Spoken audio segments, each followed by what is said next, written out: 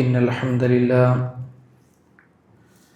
نحمده ونستعينه ونؤمن به ونتوكل عليه ونعوذ بالله من شرور أنفسنا ومن سيئات أعمالنا من يهده الله فلا مضل له ومن يضلل فلا هادي له وأشهد أن لا إله إلا الله وحده لا شريك له وأشهد أن محمدًا عبده ورسوله أرسله بالهدى ودين الحق ليظهره على الدين كله ولو كره المشركون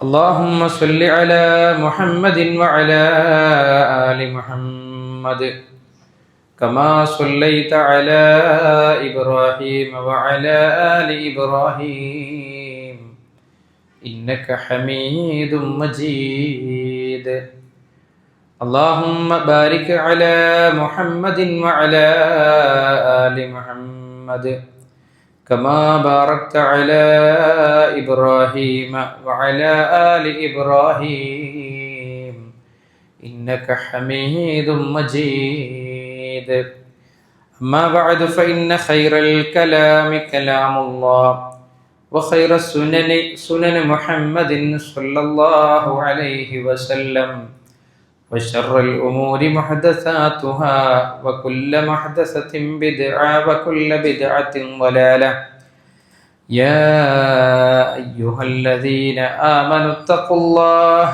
حق تقاته ولا تموتن إلا وأنتم مسلمون أعوذ بالله من الشيطان الرجيم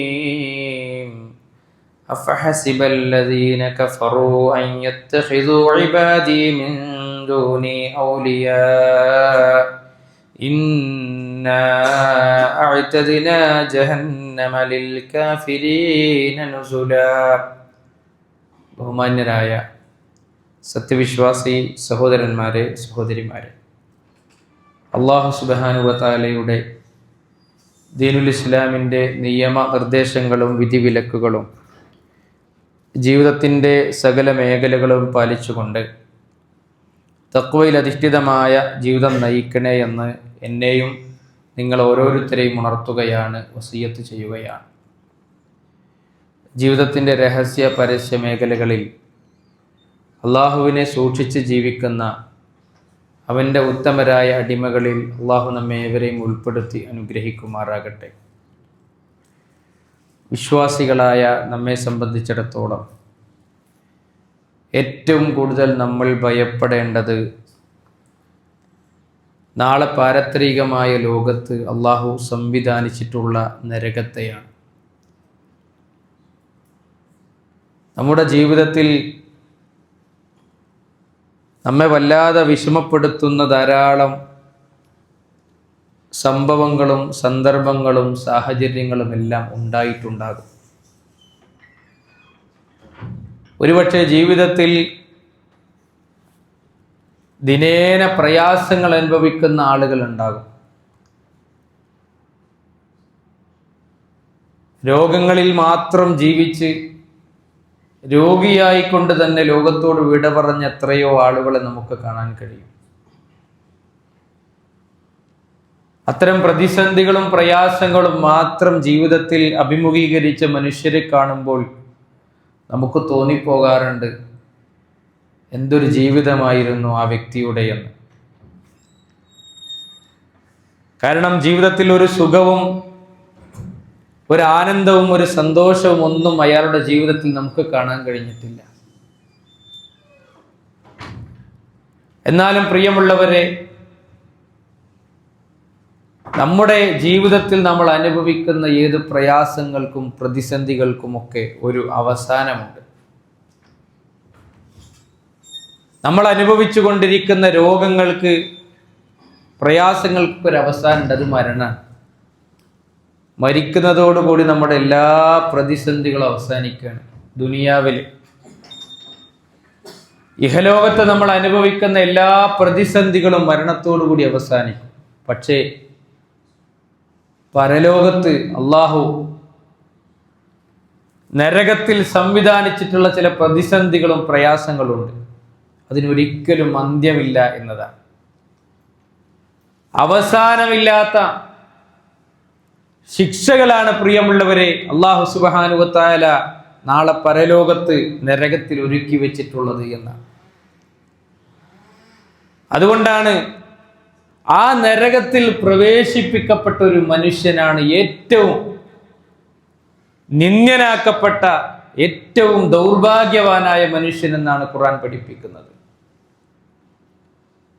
ബുദ്ധിയുള്ള മനുഷ്യരെ കുറിച്ച് അല്ലാഹു സുബ്ഹാനഹു വ തആല പറയുന്നുണ്ട്, അവർ നിന്നും ഇരുന്നും കിടന്നൊക്കെ അള്ളാഹുവിനെ ഓർക്കുന്നവരാണ്. ആകാശഭൂമികളെ കുറിച്ച്, അതിന്റെ സൃഷ്ടിപ്പിനെ കുറിച്ചൊക്കെ ഓർത്ത് അള്ളാഹുവിനോട് അവർ പ്രാർത്ഥിക്കുന്നവരാണ് എന്ന് വിശുദ്ധ ഖുർആൻ പഠിപ്പിക്കുക. അതിനുശേഷം അവരെ കുറിച്ച് അല്ലാഹു പറയുന്നുണ്ട്, റബ്ബനാ, ഞങ്ങളുടെ രക്ഷിതാവേ, ഇന്നക മൻ തുദ്ഖിലിന്നാറ ഫഖദ് അഖ്സൈത, നീ ആരെയെങ്കിലും നരകത്തിലേക്ക് അങ്ങ് പ്രവേശിപ്പിച്ചു കഴിഞ്ഞാൽ അവനെ നീ നിന്ദ്യനാക്കിയിട്ടുണ്ട് റബ്ബേ. അവര് പറയുന്ന നരകത്തിലാണ് പ്രവേശിപ്പിക്കപ്പെട്ടാൽ പ്രിയമുള്ളവരെ അവനാണ് ഏറ്റവും നിന്ദ്യനായ മനുഷ്യൻ എന്നാണ്. ദാലികൽ ഖിസ്യുൽ അളീം, വിശുദ്ധ ഖുർആൻ പഠിപ്പിക്കുകയാണ്, അതാണ് ഏറ്റവും വമ്പിച്ച അപമാനം. ആ നരകത്തിൽ പോകുക എന്നുള്ളതാണ് ഏറ്റവും വമ്പിച്ച അപമാനം. ഒരു മനുഷ്യൻ അപമാനിതനാകുന്നത് അവൻ നരകത്ത് പോകുമ്പോഴാണ് എന്ന് വിശുദ്ധ ഖുർആൻ പഠിപ്പിക്കുകയാണ്. അതുകൊണ്ടൊരു വിശ്വാസിയെ സംബന്ധിച്ചിടത്തോളം അവൻ ദിനേന നിരന്തരം അവൻ പ്രാർത്ഥിക്കേണ്ടതുണ്ട് ആ നരകത്തിന് രക്ഷപ്പെടാൻ വേണ്ടിയിട്ട്. നരകത്തിന് രക്ഷപ്പെടാൻ വേണ്ടിയുള്ള പ്രാർത്ഥന. നരകത്തിന്റെ അടുക്കലേക്ക് എല്ലാവരും പോകുന്ന പ്രവാചകൻ സല്ലല്ലാഹു അലൈഹി വസല്ലം പഠിപ്പിച്ചത്, നരകത്തെ കാണാത്തവരായി ഒരാളുണ്ടാകൂല. ഏത് മുതൽ അവന് നരകത്തെ കാണുന്ന? പ്രവാചകൻ സല്ലല്ലാഹു അലൈഹി വസല്ലം പഠിപ്പിക്കണം, ഒരാൾ മരിച്ച് അവൻ കബറടക്കപ്പെട്ട് കഴിഞ്ഞാൽ പ്രിയമുള്ളവരെ പ്രഭാതത്തിലും പ്രദോഷത്തിലും അവന്റെ സ്ഥാനം അവന് കാണിക്കപ്പെടുന്ന, നരകാവകാശിയാണെങ്കിൽ ആ നരകത്തിൽ അവന്റെ ഇരിപ്പിട സ്ഥാനം അവന് കാണിച്ചു കൊടുക്കപ്പെടുന്നു. മാത്രമല്ല അവന്റെ കബറിലേക്ക് നരകത്തിൽ നിന്നുള്ള ഒരു വാതിൽ തുറന്നു കൊടുക്കുന്ന, ആ നരകത്തിന്റെ കരിമ്പുകയും ആ നരകത്തിന്റെ ദുർഗന്ധവും അവന്റെ കബറിലേക്ക് ഇങ്ങനെ വന്നുകൊണ്ടിരിക്കുമെന്ന് നബിയുനാ റസൂലുള്ളാഹി സ്വല്ലല്ലാഹു അലൈഹി വസല്ലം പഠിപ്പിക്കുക. മാത്രമല്ല മനുഷ്യരെല്ലാം വിചാരണയ്ക്ക് വിധേയമാക്കപ്പെട്ട് സ്വർഗ നരകങ്ങളിലേക്ക് മനുഷ്യരെ കൊണ്ടുപോകുമ്പോൾ സ്വർഗത്ത് പോകുന്ന മനുഷ്യന് നരകത്തെ കാണുന്ന, എല്ലാവരും ആ നരകത്തെ കാണുന്നാണ് പ്രവാചകൻ സല്ലല്ലാഹു അലൈഹി വസല്ലം പഠിപ്പിച്ചത്. വിശുദ്ധ ഖുർആനും അങ്ങനെ പഠിപ്പിച്ചു. എന്നിട്ട് ആ നരകത്തിന്റെ അടുക്കൽ രക്ഷപ്പെടാരാ?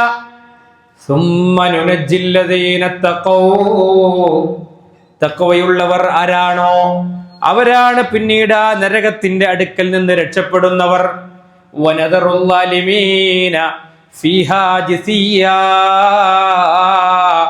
അക്രമികളായ ആളുകൾ ആ നരകത്തിൽ മുഖം കുത്തി വീഴുന്നതാണ്. കണ്ടോ, അക്രമികളായ ആളുകൾ ആ നരകത്തില് അവർ മുഖം കുത്തി വീഴുന്ന, അല്ലാത്തവർ മുഴുവൻ അവിടുന്ന് രക്ഷപ്പെടും ചെയ്യും. വിശ്വാസികളായ ആളുകൾ അവിടുന്ന് രക്ഷപ്പെടും, അവർ സ്വർഗത്ത് പോകും. എന്നാലും അവർ നരകത്തെ കാണുന്ന. പ്രവാചകൻ സല്ലല്ലാഹു അലൈഹി വസല്ലം പഠിപ്പിക്കുന്നുണ്ട്, ഒരു മനുഷ്യൻ മരിച്ചു കഴിഞ്ഞാൽ അവന്റെ കബറിലതാ അവന്റെ സ്വർഗ നരകങ്ങൾ കാണിക്കപ്പെടുകയാണ്. പ്രവാചകൻ സല്ലല്ലാഹു അലൈഹി വസല്ലം പറഞ്ഞു, ഇന്ന അഹദകും ഇദാ മാത ഉരിള അഖഅദഹു ബിൽ ഗദാതി വൽ അശിയി ഇൻ കാന മിൻ അഹ്ലിൽ ജന്ന ഫമിൻ അഹ്ലിൽ ജന്ന വഇൻ കാന മിൻ അഹ്ലിൻ നാർ ഫമിൻ അഹ്ലിൻ നാർ. കണ്ടോ, നബി സല്ലല്ലാഹു അലൈഹി വസല്ലം പറയാണ്, നിങ്ങളിൽ ഒരാൾ മരിച്ചു കഴിഞ്ഞാൽ പ്രഭാതത്തിലും പ്രദോഷത്തിലും അതാ അവന്റെ ഇരിപ്പിട സ്ഥാനം അവന് കാണിക്കപ്പെടുകയാണ്. സ്വർഗാവകാശിയാണോ അവന് സ്വർഗത്തിന്റെ സ്ഥലം, അവന് ഇരിക്കാനുള്ള എത്തിപ്പെടാനുള്ള സ്ഥലം അവന് കാണിക്കപ്പെടുകയാണ്.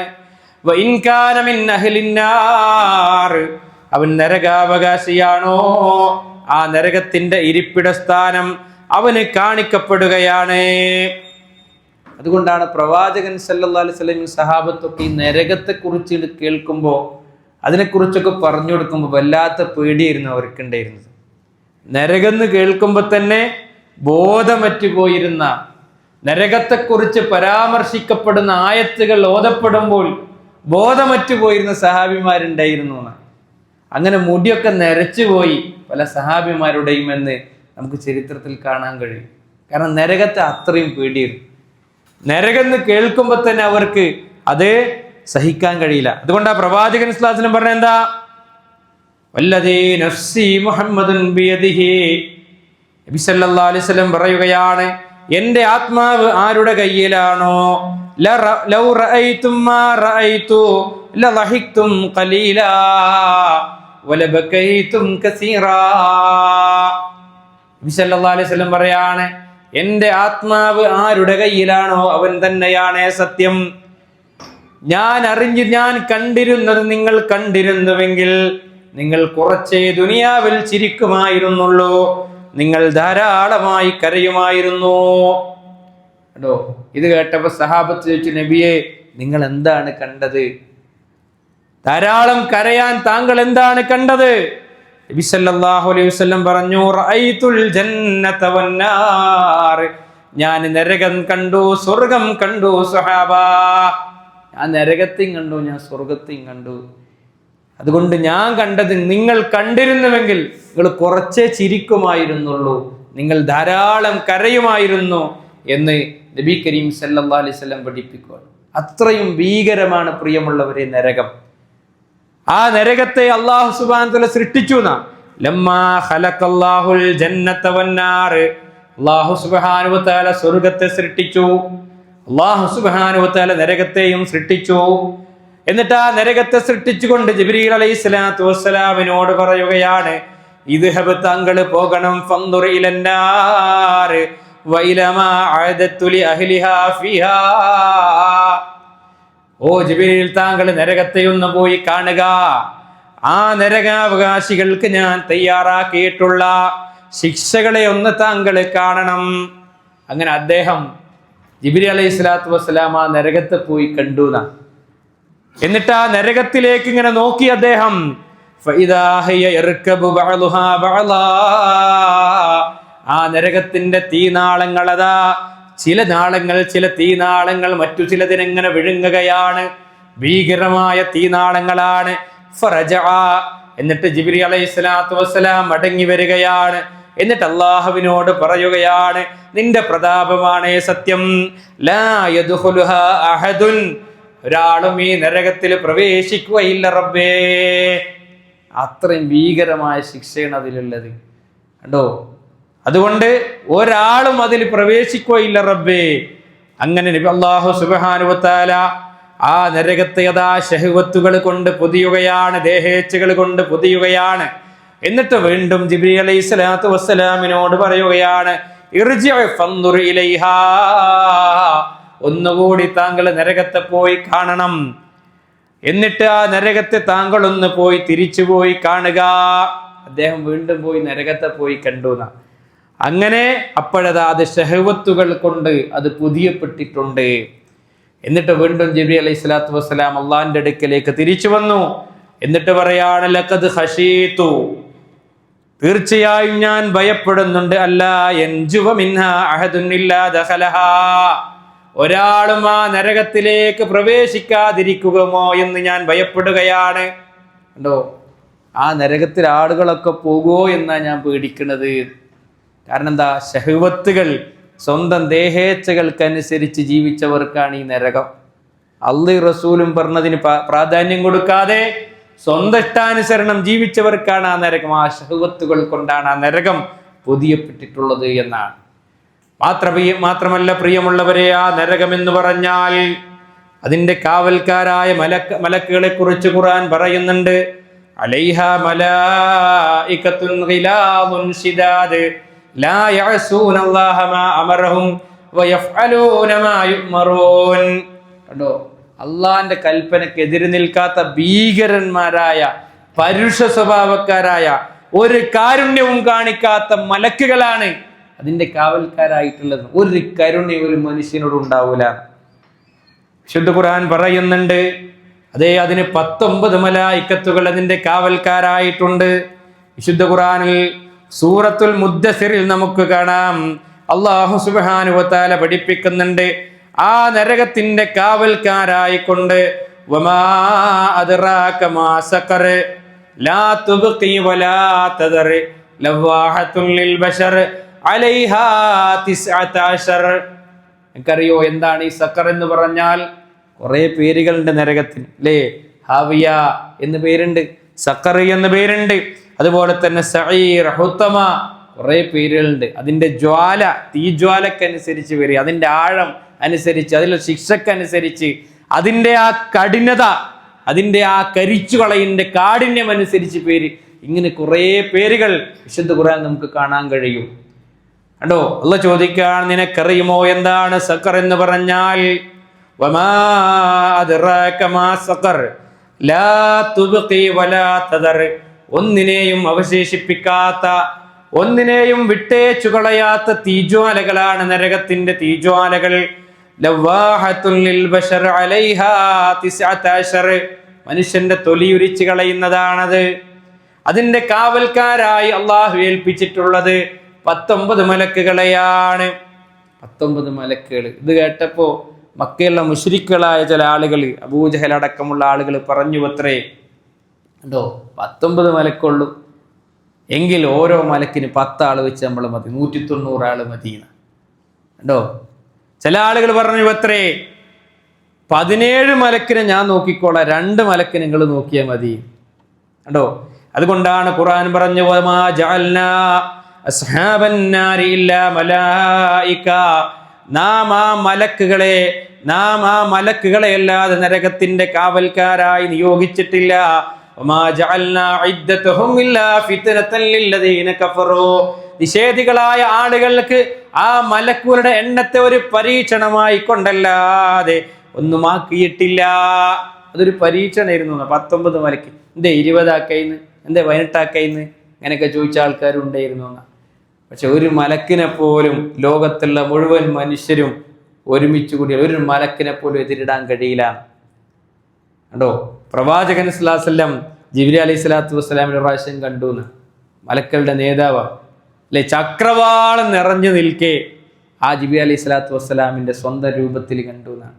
നോക്കൂ നിങ്ങൾ, അങ്ങനെയുള്ള ഭീകരന്മാരായ മലക്കുകളാണ് ആ നരകത്തിന്റെ കാവൽക്കാരായ മലക്കുകൾ എന്ന് വിശുദ്ധ ഖുർആൻ പഠിപ്പിക്കുകയാണ്.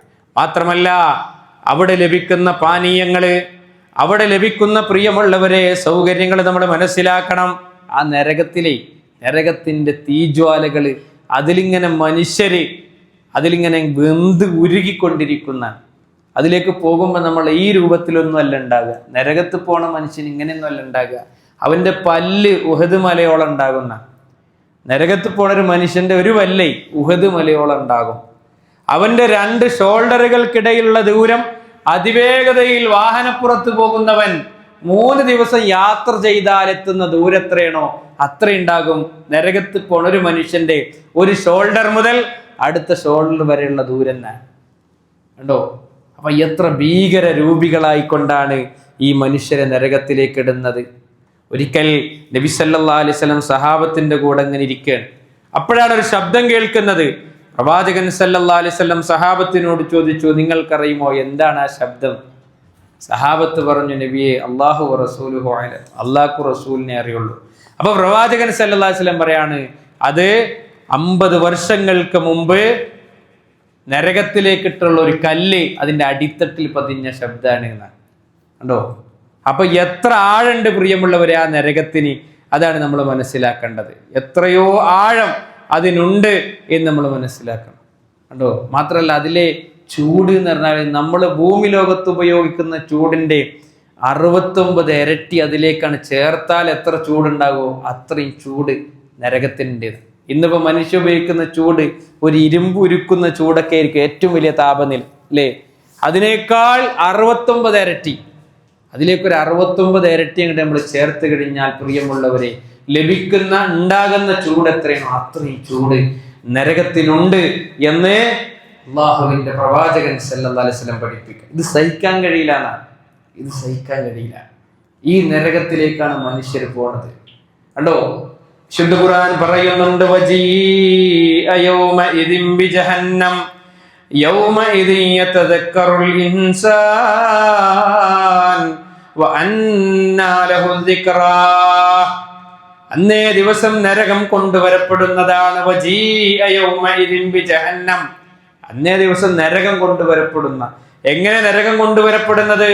യുഅ്താ ജഹന്നമ യൗമഇദിൻ, നബി സ്വല്ലല്ലാഹു അലൈഹി വസല്ലം പഠിപ്പിക്കുക, അന്നേ ദിവസം നരകം കൊണ്ടുവരപ്പെടും 70,000 ചങ്ങലകളിലായിക്കൊണ്ട്. 70,000 ചങ്ങലകളിലായിക്കൊണ്ടാണ് നരകം ഇങ്ങനെ വലിച്ചു കൊണ്ടുവരപ്പെടുക. അതിൽ ഓരോ ചങ്ങലയിലും 70,000 മലക്കുണ്ടാകുന്ന. കണ്ടോ, 70,000 ചങ്ങലകൾ ഉണ്ടാകും. ഓരോ ചങ്ങലയും വലിക്കാൻ 70,000 മലക്കുണ്ടാകും. അപ്പൊ എത്ര വലിയതാണ് പ്രിയമുള്ളവരെ ഈ നരകം എന്ന് പറയുന്നത്. എത്ര ഇട്ട് കൊടുത്താലും എന്തിട്ട് കൊടുത്താലും വീണ്ടും ചോദിക്കുന്ന, അല്ലേ, അള്ളാഹ് ചോദിക്കുന്ന, ഹലിം തലത്തി, നിറഞ്ഞില്ലേ? അപ്പോൾ നരകം പറയും, എത്രേ, ഹൽ മിൻ മസീദ്, ഇനിയുണ്ടോ എന്ന് ചോദിക്കുന്ന. അള്ളാഹുവിന്റെ പാദങ്ങൾ നരകത്തിലിട്ട് വെക്കുന്ന. അപ്പോഴാണ് പറയാ മതി എന്ന് നരകം പറയാം. അത്രയും ഭീകരമാണ് സുഹൃത്തുക്കളെ നരകം എന്ന് പറഞ്ഞാൽ. ഒരിക്കലും സഹിക്കാൻ കഴിയില്ല. ആ നരകത്തിന്റെ ഏറ്റവും ചെറിയ ശിക്ഷയെ പ്രവാചകൻ സല്ലല്ലാഹു അലൈഹി വസല്ലം അവിടുന്ന് പഠിപ്പിക്കുന്നുണ്ട്. ഇന്ന അഹ്വനു അഹ്ലുന്നാരി അദാബൻ, നരകത്തിലെ ഏറ്റവും നിസാരമായ ശിക്ഷ അത് അനുഭവിക്കുന്ന മനുഷ്യനാരാണ്? എന്താണ് ആ നരകത്തിന്റെ ഏറ്റവും നിസാരമായ ശിക്ഷ? അവന് അല്ലാഹു സുബ്ഹാനഹു വ തആല 2 നഅലാൻ ഔ ശിറാകാൻ, 2 പാദരക്ഷകൾ അവനോട് കൊടുക്കുന്ന. നരകത്തിലെ ഏറ്റവും നിസാരമായ ശിക്ഷയാണ്, ഏറ്റവും ചെറിയ ശിക്ഷ. 2 പാദരക്ഷകൾ അവനോട് കൊടുക്കും. നരകത്തിൽ നിന്നുള്ള അവന്റെ തലച്ചോറ് ഇങ്ങനെ തിളച്ചുകൊണ്ടിരിക്കുന്ന, ഏതുപോലെ ചട്ടി ഇങ്ങനെ ചൂടാക്കി അതിങ്ങനെ ചൂടായി തിളക്കും, അതുപോലെ മനുഷ്യന്റെ തലച്ചോറ് ഈ പാദരക്ഷ ധരിപ്പിക്കുമ്പോ അവന്റെ തലച്ചോറ് മുതൽ കാൽപാദം വരെ ഇങ്ങനെ ചൂടായി തിളച്ചു മറിഞ്ഞുകൊണ്ടിരിക്കുന്ന ആ മനുഷ്യൻ വിചാരിക്കും, ഇതാണ് നരകത്തിലെ ഏറ്റവും വലിയ ശിക്ഷ, ഇത് അനുഭവിക്കുന്ന ഏറ്റവും ചെറിയ ശിക്ഷയാണ് പ്രവാചകൻ സല്ലല്ലാഹു അലൈഹി വസല്ലം പഠിപ്പിക്കുന്നത്. ഇത് അനുഭവിക്കുന്ന മനുഷ്യൻ വിചാരിക്കും, ഇതാണ് ഏറ്റവും ചെറിയ ശിക്ഷ എന്ന്. പക്ഷേ അതാണ് വഇന്നഹു ലഅഹ്വനഹും അദാബാ, നബി സല്ലല്ലാഹു അലൈഹി വസല്ലം പറയാണ്, അവരാണ് ഏറ്റവും ചെറിയ ശിക്ഷയാണ് അവർ അനുഭവിക്കുന്നത്. അതിന്റെ മീതെയാണ് ബാക്കിയുള്ളതൊക്കെ. ഒന്നും സുഖകരമായത് പ്രിയമുള്ളവരെ ആ നരകത്തിലില്ല. മനുഷ്യനിങ്ങനെ ആ നരകത്തിന്റെ ചൂട് നിമിത്തം അവനിങ്ങനെ അതിൽ മരിക്കാതെ, മരണല്ല, എത്ര മനുഷ്യനങ്ങോട്ട് കരിഞ്ഞാലും മരിക്കൂല, അല്ലെ? കുല്ലമാ നളജത് ജുലൂദുഹും ബദ്ദൽനാഹും ജുലൂദൻ ഗൈറഹ, ഒരു തൊലിയാണ് കരിയുമ്പോ അടുത്ത തൊലിയെ അല്ലാഹുവിന് പകരം നൽകുന്ന, മരിക്കൂല അവിടെ. അങ്ങനെ ആ തീജ്വാലയിൽ മനുഷ്യൻ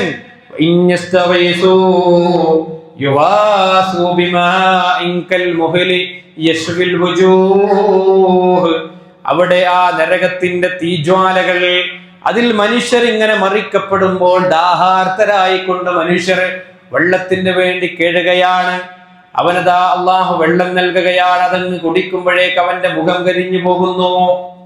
കണ്ടോ, മുഖം കരിഞ്ഞു. കുടിക്കുമ്പോഴേക്ക് അതിശക്തമായ ചൂടും അതിശക്തമായ തണുപ്പുള്ളതുമായ പാനീയമാണ് ആ നരകത്തിൽ അവർക്ക് കുടിപ്പിക്കപ്പെടുന്നത് എന്ന് പ്രവാചകൻ സല്ലല്ലാഹു അലൈഹി വസല്ലം പഠിപ്പിക്കുന്നുണ്ട്. വിശുദ്ധ ഖുർആനും പഠിപ്പിക്കുന്നുണ്ട്. നമ്മൾ മനസ്സിലാക്കണം, അത് കുടിച്ചാൽ മുഖക്കാണ് കരിഞ്ഞു പോകുന്നു. കണ്ടോ, മാത്രമല്ല യുസ്ഹറു മാ ഫീ ബുതൂനിഹിം വൽ ജുലൂദ്, ഇവരുടെ തലക്ക് മുകളിലൂടെ അല്ലാഹു വെള്ളം ഒഴുക്കും. അവന്റെ ശരീരത്തിന്റെ യുസ്ഹറു മാ ഫീ ബുതൂനിഹിം വൽ ജുലൂദ്, അവന്റെ കുടലുകളും മാംസങ്ങളും തൊലികളൊക്കെ ഇങ്ങനെ ഉരുകി അതിങ്ങനെ ഒലിക്കുന്ന, അതിങ്ങനെ ഉരുകി ഒലിക്കും. കണ്ടോ, മാത്രമല്ല ഈ നരകത്തിന്റെ തീന്റെ ചൂട് നിമിത്തം യതജറഉന, അതവന് കുടുകുടേ കുടിക്കാൻ ശ്രമിക്കുന്ന ഈ വെള്ളം കണ്ടോ, കുടിച്ചാൽ ഒരു സുഖവും കിട്ടാത്ത, ഒരു ദാഹശമനമില്ലാത്ത, കുടിക്കാൻ പോലും കഴിയാതെ, തൊണ്ടയിൽ നിറക്കാൻ കഴിയാത്ത ഈ വെള്ളം അവനിങ്ങനെ ആ ദാഹ നിമിത്തം അവൻ കുടുകുടെ കുടിക്കാൻ ശ്രമിക്കുന്ന, പക്ഷേ വലാ യകാദു യുസീബു, അവന്റെ തൊണ്ടയിൽ നിന്ന് താഴോട്ടിറക്കാൻ അവന് കഴിയില്ല. അവർ തൊണ്ടിന് താഴോട്ട് ഇറക്കാൻ കഴിയില്ല. നാല് ഭാഗത്തുനിന്നും മരണം അവനെ പിടികൂടുന്നത് പോലെ അവന് തോന്നും. പക്ഷെ അവൻ അവിടെ മരിക്കൂല. ഇത് മാത്രല്ല,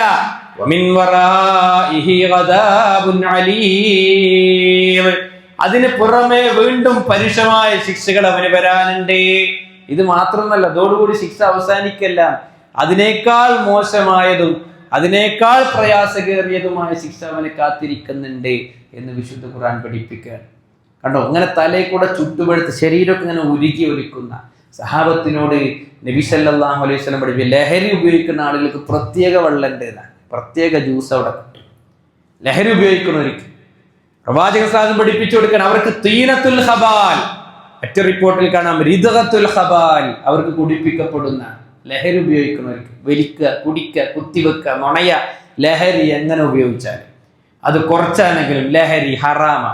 അൽ ഖംർ അല്ലേ, മാ ഖാമറ അൽ അഖ്ലാൻ, ബുദ്ധിയെ മൂടുന്നതാണ് ഖംർ, ലഹരി.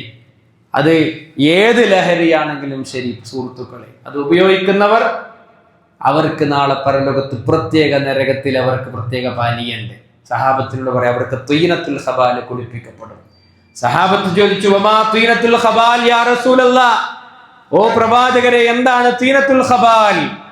നബി സല്ലല്ലാഹു അലൈഹി വസല്ലം പറഞ്ഞു, ഖർഖു അഹ്ലുന്നാർ വ ഉസാറതു അഹ്ലുന്നാർ, നരകാവകാശികളായ ആളുകളുടെ ശരീരത്തിൽ നിന്ന് ഉരുകിയൊഴുക്കുന്ന ചീഞ്ചലമാണ്, അവരുടെ ഗുഹ്യാവയവങ്ങളിലൂടെയും അവരുടെ ശരീരത്തിലൂടെയും ഒഴുകിയൊഴുക്കുന്ന ചീഞ്ചലവും വിയർപ്പും കലർന്ന പാനീയം, അതാണ് അവർക്ക് കുടിപ്പിക്കപ്പെടുക. കണ്ടോ, ലഹരി വലിക്കണവരുണ്ടാവും, കുടിക്കണവര്, കുത്തിവെക്കണവര്, പല നിലക്കും ലഹരി ഉപയോഗിക്കുന്നുണ്ട്. ഏത് ഹറാം. അതുപോലെ തന്നെ ചുണ്ടിനിടയിൽ ചുരുട്ടി വെക്കണവരുണ്ട് അല്ലേ. ഇവിടുന്നൊക്കെ രക്ഷപ്പെടാം. പടച്ചോന്റെ അടുത്ത് നരകത്തിലുള്ള ശിക്ഷ എന്താണ്? അവർക്ക് പ്രത്യേകമായ ഒരു പാനീയുണ്ട്. ഇത് മാത്രമൊന്നല്ല, അതോടുകൂടി അവസാനിക്കൊന്നല്ല, അതാണ് കുടിക്കാൻ കൊടുക്കുക അവർക്ക് എന്നാണ്. ആ വെള്ളം കണ്ടോ, ശരീരത്തിലൂടെ അങ്ങനെ ഉരുകിയൊലിക്കുന്ന രക്തവും ചെലവും കലർന്ന പാനീയം, ഗുഹ്യാവയങ്ങളുടെ പ്രത്യേകമായി വരുന്ന ദുർഗന്ധം വമിക്കുന്ന പാനീയം, ഇതാണ് അവർക്ക് കുടിക്കാൻ കൊടുക്കുക. അതവരിങ്ങനെ കുടിക്കുന്ന, പക്ഷെ അവർക്ക് തൊണ്ടേ നിറക്കാൻ കഴിയില്ല. കണ്ടോ, അതാണ് അവർക്കുള്ള പാനീയം. ഇവിടെ നമ്മൾ ചെറിയ സുഖത്തിന് വേണ്ടിയിട്ടാണ് അല്ലേ, ഒന്ന് ഭക്ഷണം കഴിച്ചാൽ ഒന്ന് വലിക്കണം. എത്ര ആൾക്കാർ, എന്താ അതുകൊണ്ട് കാര്യം? ഒരു കാര്യമില്ല, ലഹരിയാണ്. കുറച്ചാണെങ്കിലും കൂടുതലാണെങ്കിലും, എല്ലാ ഖംറും എല്ലാ ലഹരിയും അത് കുറച്ചാണെങ്കിലും കൂടുതലാണെങ്കിലും ഹറാമാണ് എന്ന് പഠിപ്പിക്കപ്പെട്ടവരാണ് മുസ്ലിം സമുദായം. പക്ഷെ വല്ല വിലയുണ്ടോ? ഇല്ല, അവർക്ക് തന്നെയാണ് നരകം. അതുകൊണ്ടാണ് പറഞ്ഞത്, സ്വന്തം ഇഷ്ടാനുസരണം ജീവിച്ചവർക്കാണ് നരകം. ശഹ്വത്തുകൾ കൊണ്ടാണ് നരകത്തെ അല്ലാഹ് മൂടിയിട്ടുള്ളത്. ആ ശഹ്വത്തനുസരിച്ചുകൊണ്ട് ജീവിച്ചവർക്കാണ് നരകമുള്ളത്. അള്ളാഹും അവന്റെ പ്രവാചകൻ സല്ലല്ലാഹു അലൈഹി വസല്ലം പഠിപ്പിച്ച ഹലാൽ ഹറാമുകളെ പരിഗണിച്ചുകൊണ്ട്, അതുപോലെ തന്നെ വിശ്വാസ രംഗത്ത് ആ പ്രവാചകൻ സല്ലല്ലാഹു അലൈഹി വസല്ലം പഠിപ്പിച്ചതിനെ പിൻപറ്റി ജീവിച്ചവർക്കാണ്, അവർക്കാണ് അള്ളാഹു ഒരുക്കിയിട്ടുള്ള സ്വർഗ്ഗമുള്ളത്. അല്ലാത്തവർക്ക് ഈ നരകം തന്നെ. സഹിക്കാൻ കഴിയാത്ത തീജ്വാലകളും സഹിക്കാൻ കഴിയാത്ത, പ്രിയമുള്ളവരെ, ഭക്ഷണ പദാർത്ഥങ്ങളാണ് അവിടെ ലഭിക്കുന്നത്. ഇന്ന ശജറത്തുൽ സഖൂം തആമുൽ അസീം കൽമുഹ്ലി യഗ്ലി ഫിൽ ബുതൂൻ കഗല്യിൽ ഹമീം അദാലിക ഖൈറുൻ നുസുലൻ അം ശജറത്തുൽ സഖൂം. ഖുർആൻ ചോദിക്കുന്ന ചോദ്യമുണ്ട്, ഇന്ന ശജറത്തുൽ സഖൂം, സഖൂം എന്ന് പറയുന്ന വൃക്ഷമുണ്ടല്ലോ, തആമുൽ അസീം, അതാണ് പാപികൾക്കുള്ള ഭക്ഷണം. സഖൂം എന്ന വൃക്ഷം പ്രത്യേകമായി ചില പേരുകൾ എന്ന് പറഞ്ഞിട്ടുണ്ട്. സഖൂം എന്ന വൃക്ഷമാണ് പാപികളായ ആളുകൾക്ക് ഭക്ഷണമായി നൽകപ്പെടുന്നത്. കൽമുഹ്ലി യഗ്ലി ഫിൽ ബുതൂൻ കഗല്യിൽ ഹമീം. ആ ഭക്ഷണം എന്ന് പറഞ്ഞാൽ ഉരുകിയ ലോഹം പോലെയാണ്. അത് ചൂടുവെള്ളം തിളക്കുന്നത് പോലെ അവന്റെ വയറ്റിൽ കിടന്ന് തിളക്കുന്നതാണ്. കണ്ടോ, എന്തായി സഖൂം? അത് ഷജറത്തുൻ തഖറുജു ഫി അസ്ലിൽ ജഹീം, നരകത്തിന്റെ അടിത്തട്ടിൽ നിന്ന് വളരുന്ന ഒരു പ്രത്യേകമായ ഒരു മരമാണ് എന്ന് വിശുദ്ധ ഖുർആൻ പഠിപ്പിക്കുകയാണ്. അതിന്റെ കുലകൾ പിശാചിന്റെ തല പോലെയാണ്. ഫഇന്നഹും ലഅകിലൂന മിൻഹാ, ആ നരകാവകാശികൾ അതിൽ നിന്നും ഭക്ഷിക്കുന്നതാണ്. ഫമാലിഊന മിൻഹൽ ബുതൂൻ, എന്നിട്ട് അവർ വയറ് നിറക്കും എന്ന് വിശുദ്ധ ഖുർആൻ പഠിപ്പിക്കുകയാണ്. പ്രിയമുള്ളവരെ, നബി സല്ലല്ലാഹു അലൈഹി വസല്ലം ഈ സഖൂം എന്ന് പറയുന്ന മരത്തെ കുറിച്ച് പറയുന്ന ഒരു സംസാരം എന്താ അറിയോ? ലൗ അന്ന ഖത്രത്തും മിൻ സഖൂം ഖത്രത്ത് ഫീ ദാരി ദുനിയ ലഅഫ്സദത് അലാ അഹ്ലിൽ അർളി മആയിശിഹിം. ഈ സഖൂം എന്ന വൃക്ഷത്തിന്റെ ഒരു തുള്ളി അത് ഭൂമിയിലേക്ക് എങ്ങാനും ഇറ്റി വീണാൽ ഈ ഭൂമിയിൽ മനുഷ്യർക്കാർക്കും ജീവിക്കാൻ കഴിയില്ല. ആണോ?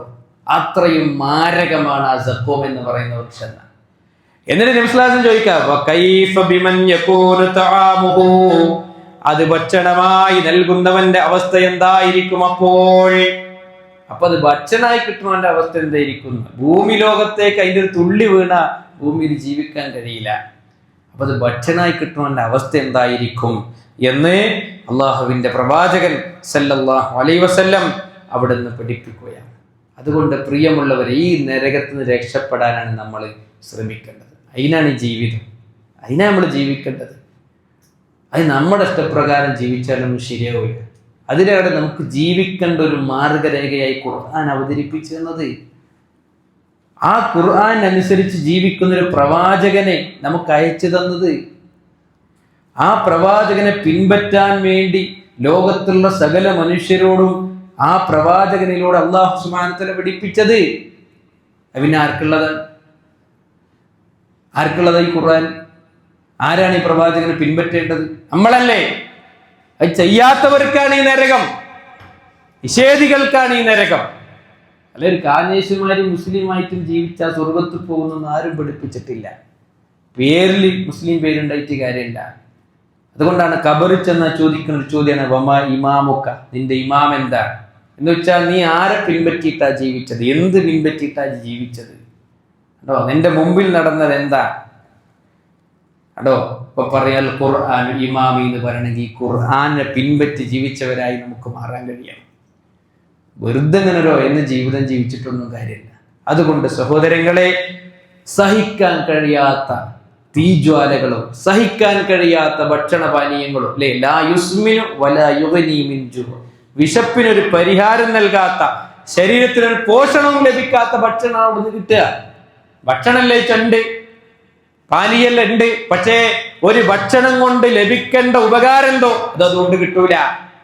പാനീയം കൊണ്ട് ലഭിക്കേണ്ട ഉപകാരം എന്തോ അതുകൊണ്ട് കിട്ടൂല. നരകത്തിലെ ഭക്ഷണപാനീയങ്ങൾ അങ്ങനെയാണ്. അതിശക്തമായ ചൂട്, അതിശക്തമായ തണുപ്പ്, അങ്ങനെയുള്ള ഭക്ഷണം കിട്ടുക. തൊണ്ടയെ നിറക്കാൻ കഴിയാത്ത, കുടിക്കുമ്പോഴേക്ക് മുഖം കരിഞ്ഞു പോകുന്ന, വയറിൽ തിളച്ചു മറിയുന്ന ഇങ്ങനെയൊക്കെയുള്ള പാനീയവും ഭക്ഷണമാണ് കിട്ടുക. ഏതാ നമ്മൾ സ്വീകരിക്കേണ്ടത്? ഏതിനു വേണ്ടി നമ്മൾ അധ്വാനിക്കേണ്ടത്? ഇത് അവസാനിക്കൂല്ല. ഇതൊക്കെ കഴിച്ചാൽ നമ്മൾ മരിക്കൂ, അതുമില്ല. മരണമല്ല സുഹൃത്തുക്കളെ, മരണമില്ലാത്ത ലോകത്തേക്കാണ് നമ്മൾ യാത്ര പോകുന്നത്. അതുകൊണ്ട് നല്ലൊരു ശ്രദ്ധ നമ്മുടെ ജീവിതത്തെക്കുറിച്ച് നമുക്കുണ്ടാകണം. പരലോകം എന്നുള്ളത് അത് വിദൂരമാണ് എന്നാരും തെറ്റിദ്ധരിക്കേണ്ടതില്ല, വളരെ അടുത്താണ് എന്ന് നമ്മൾ മനസ്സിലാക്കുക. മരണത്തോടുകൂടി നമ്മൾ പരലോകത്തേക്ക് യാത്ര തുടങ്ങാൻ. അതുകൊണ്ട് നമ്മളൊക്കെ നല്ലൊരു ചിന്ത, നല്ലൊരു ശ്രദ്ധ ദീനി രംഗത്ത് ഉണ്ടാക്കണം. അള്ളാഹു തൗഫീഖ് നൽകുമാറാകട്ടെ.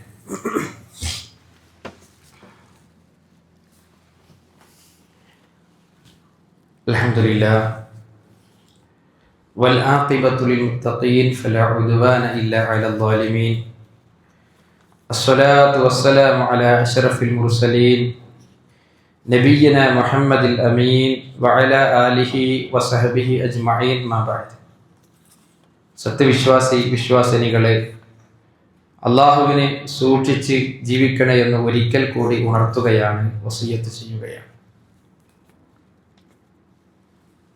പ്രവാചകൻ സല്ലല്ലാഹു അലൈഹി വസല്ലം